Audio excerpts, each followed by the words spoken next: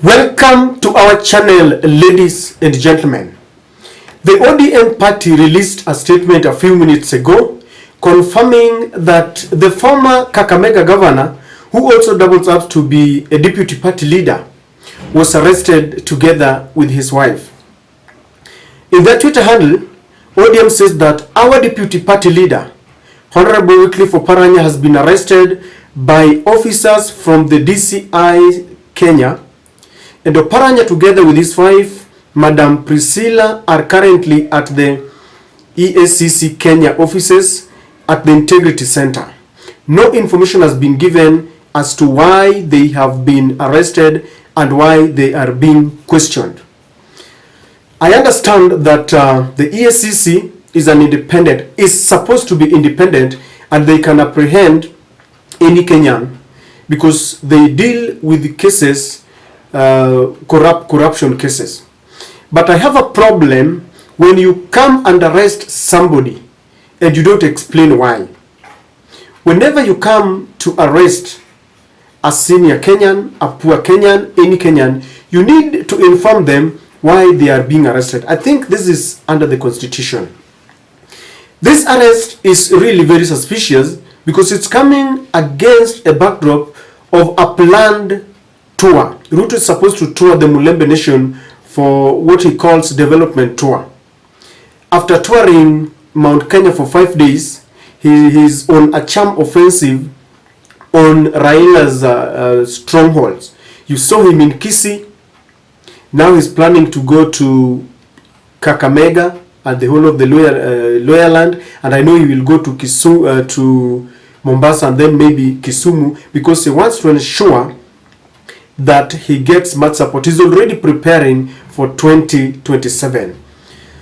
But the arrest of Oparanya also reminds people of just a few weeks ago or a month ago when several Azimio supporters were abducted, including Raila's aide and a bodyguard, Ogeta.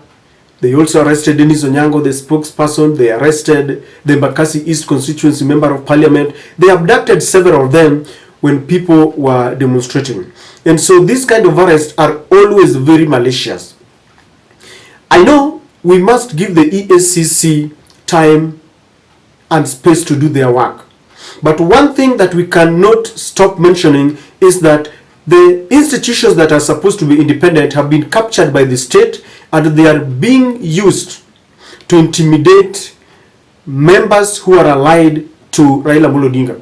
And I remember sometimes when William Ruto was the deputy president, he used to complain that the DCI office was being used to intimidate those who are supporting him. And Rigathi Gachagua has continued to say that they used to come and arrest him in front of his family. I don't know how true that is. But one thing I have maintained is one. Two wrongs do never make a right, can never make a right at all.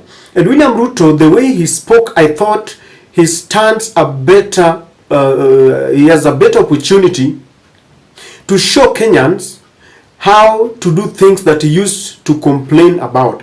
If, for example, the former regime was using the DCI's office to intimidate members who are allied to him, why can't he now do the opposite to show people that these institutions can never be used to intimidate those who don't read from the same page with you politically?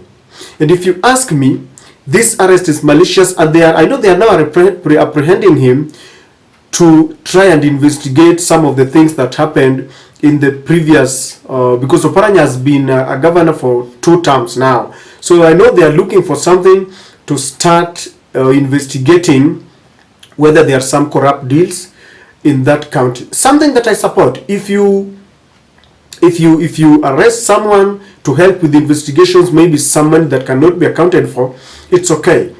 But one problem that I have is this is selective justice. I know William Ruto the other day said that he warned governors who are corrupt that they will face the music.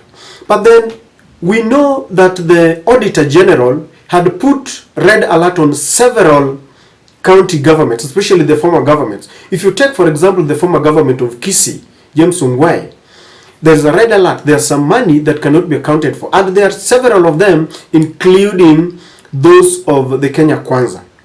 But most of them went and formed a coalition with William Ruto. They just went and hid there to get some solace under William Ruto's shade and authority to be protected.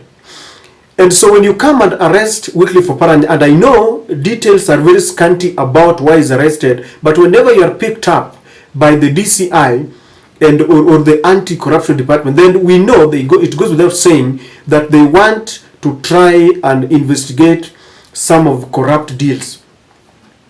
But selective justice must never be allowed. If he starts to arrest people, then let him go a long way and arrest all the governors that have got corrupt cases. Because if we start, for example, to look into the nitty-gritties of the governors that have got cases, I can assure you that no one will be left behind. We know of cases, for example, we have got some former government officials who had been jailed, especially those who are coming from Ruto's tribe. We know that William Ruto has gone and released some of his tribesmen who are jailed for corrupt cases, and he pardoned them. And we know that in this Kenya Kwanza regime, we've got officials, senior government officials, whose cases were just thrown away, and when you scrutinize, they tell you that it is because of shoddy investigation. Some of them claim that the DCI's office and the Director of Public Prosecution's office were used to intimidate those who were supporting William Ruto. Rigathi Gachagua has always said that, and all his cases were dropped. People like Aisha Jumwa, and we know that as long as you are friendly to this government, then there is no case.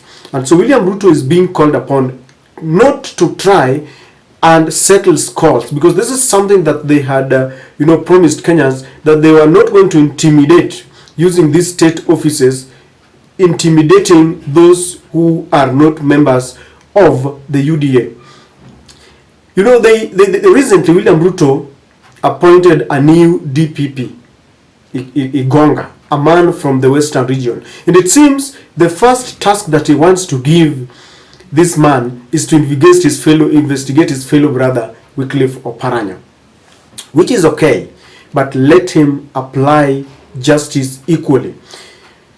Oparanya is being intimidated because William Ruto is on a charm offensive to converge all the loyal leaders together. You know, Atwoli is gone. Atwoli is the one man who used to stand up against William Samoei Ruto and is gone. And so William Ruto is trying to collect all the leaders who are not who are supporting Raila Amolo Odinga, so that they can support his bid for 2027. He wants to cut off the branches of Raila Amolo Odinga. And how do you do this? You simply intimidate these leaders to understand that you are in power. You know, they are full of chest thumping, and sometimes they just want to show that we are in power, and so you should follow us. We are waiting to see what is going to happen, ladies and gentlemen, but I know this is opening a Pandora's box, and it is going to create a lot of tension. In the next few days to come, you will be hearing more of this arrest and intimidation, because when they start with one, then they will see, they will be arresting many of them just to intimidate, so that they show that they're in power. It is also happening when the bipartisan talks are about to begin on a very serious note. So we wait and see what is going to happen.